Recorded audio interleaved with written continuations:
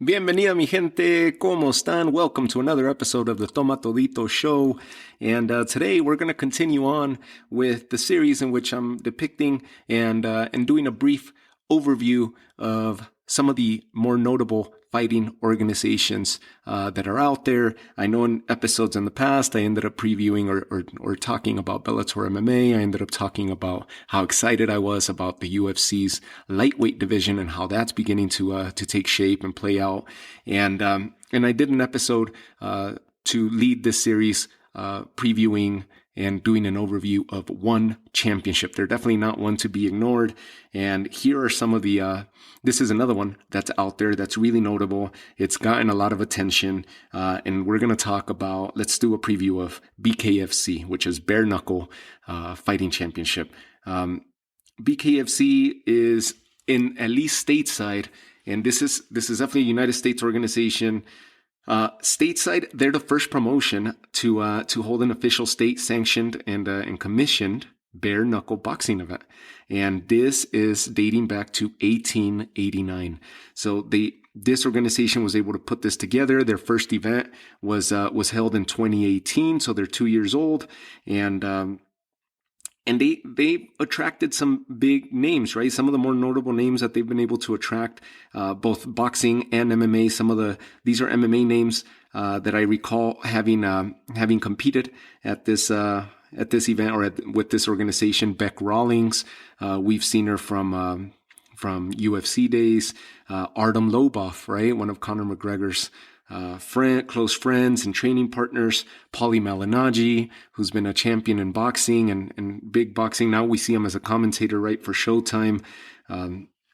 Joey Beltran, we've seen him compete in numerous leagues, right? And obviously UFC, I believe I've seen him in Bellator as well, or Strikeforce, if my mind doesn't fail me. Hector Lombard, another big fighter, big body. Paige Van Zant is one of the newest additions to join BKFC, having her fame. She became famous in the UFC, and now she's over with BKFC, having signed a contract there.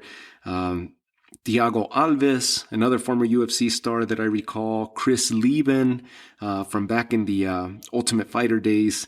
And Luis Palomino, another one who I believe we saw him with the World Series of Fighting, who is now the PFL, that organization, right? So if I'm remembering correctly, Palomino being with the World Series of Fighting, I'm almost correct. I'm almost confident that I'm giving you correct information there. What else do we know about BKFC? Aside from holding their first event in 2018, where can you see them? Fight TV, FITE.tv. That's normally where their events air. DAZN is also going to be airing I think actually they are airing their events now, and they started earlier this year.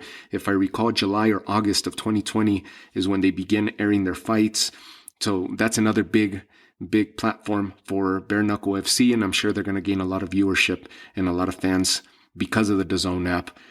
They have a patent pending, they have a pending patent, pending approval, right?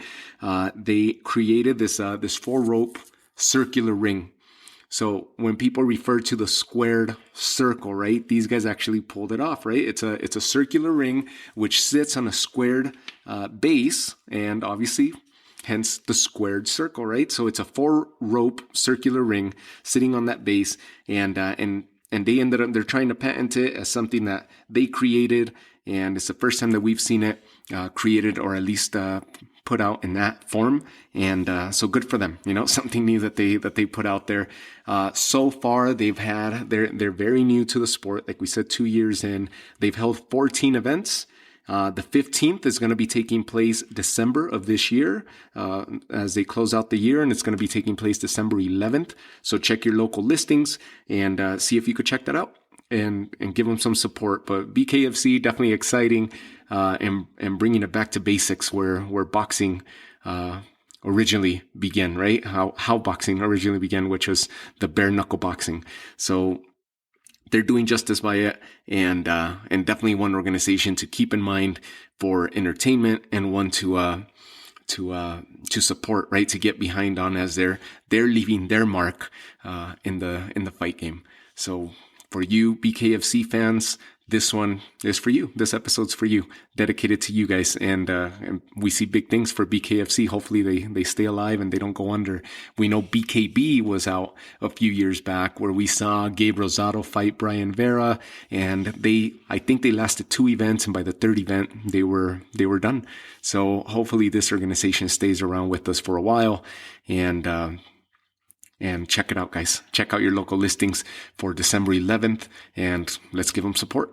So take care, guys, and I'll bring you guys another episode related to this series, paying homage to the different organizations out there fairly soon. Take care. Bye.